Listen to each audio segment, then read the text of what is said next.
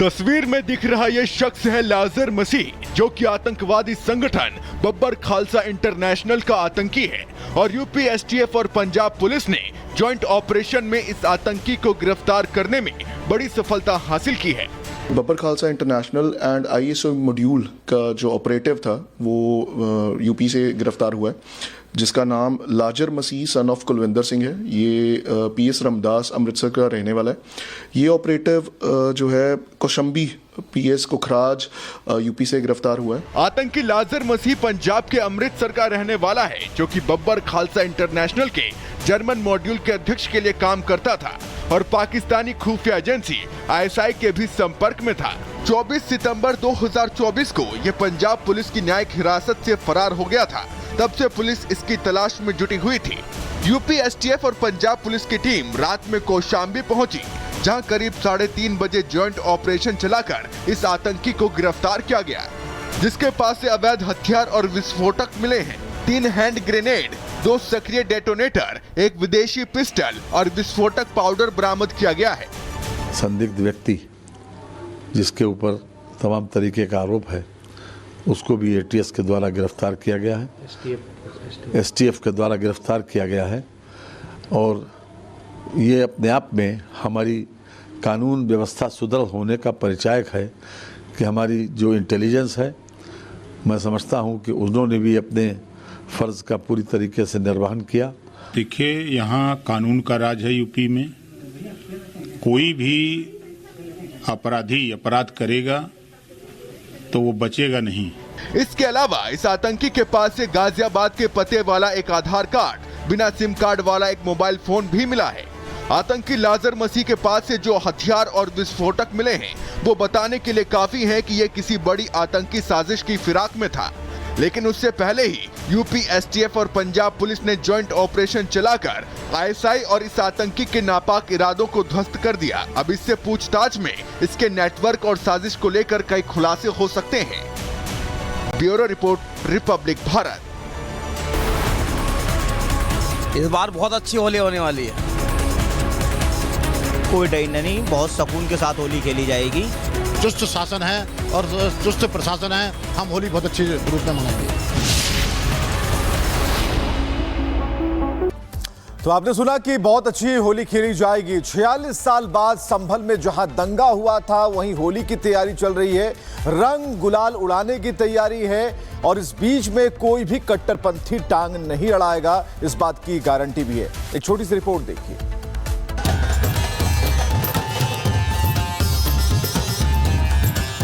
इस बार बहुत अच्छी होली होने वाली है, बहुत ही बढ़िया। बेखौफ होगी, कुछ नहीं, कोई डर नहीं, बहुत सुकून के साथ होली खेली जाएगी। संभल में पिछले साल हुई होली से लेकर इस बार की होली तक बहुत कुछ बदल चुका है।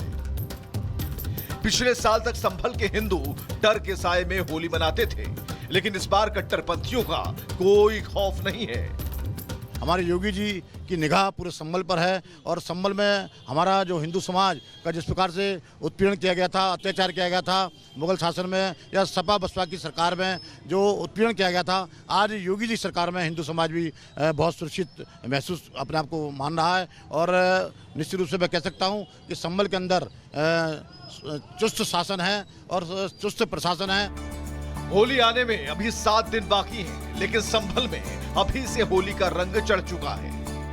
संभल में कहते हैं कि 100 साल से भी ज्यादा, मतलब बहुत सदियों से एक चौपाई निकलती हुई आ रही है।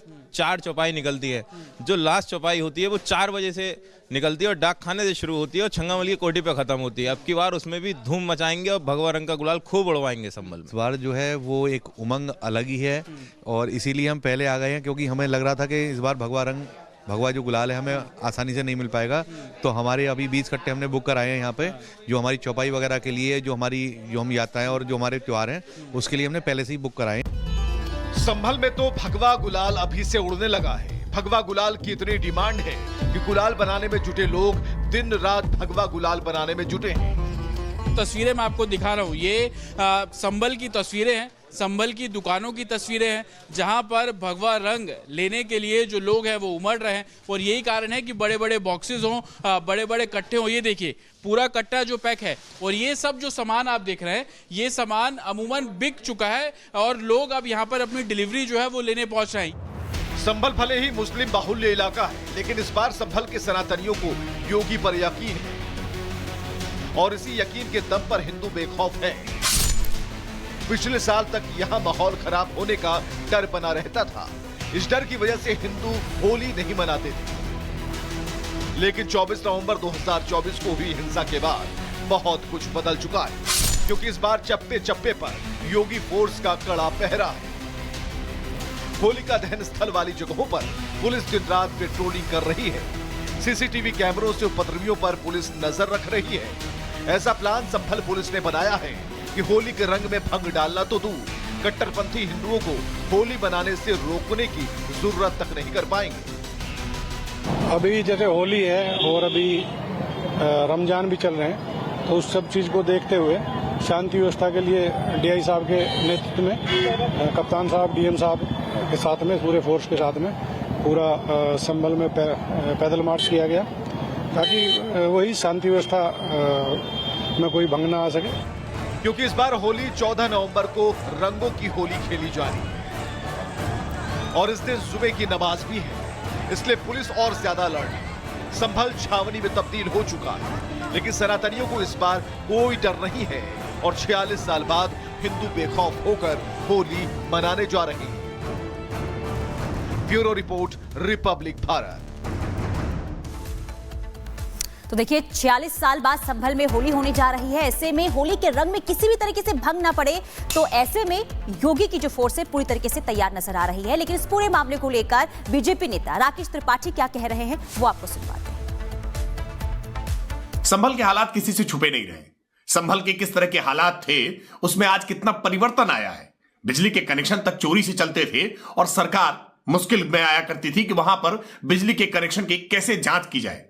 लेकिन अब उत्तर प्रदेश की योगी आदित्यनाथ सरकार ने धीरे धीरे करके संभल के हालात को आज बेहतर किया है। भारतीय जनता पार्टी हिंदू मुसलमान, भारत पाकिस्तान, होली दिवाली, ईद बकरीद, मंदिर मस्जिद, शमशान और कब्रिस्तान की राजनीति से बाहर नहीं निकल पा रही है। समाजवादी पार्टी और हमारे नेता श्रद्धेय श्री अखिलेश यादव जी ने समाज में एकता का, अखंडता का संदेश दिया है, समता और समानता का संदेश दिया है। भारतीय जनता पार्टी श्री अखिलेश यादव जी के पीडीए के पराक्रम, पुरुषार्थ और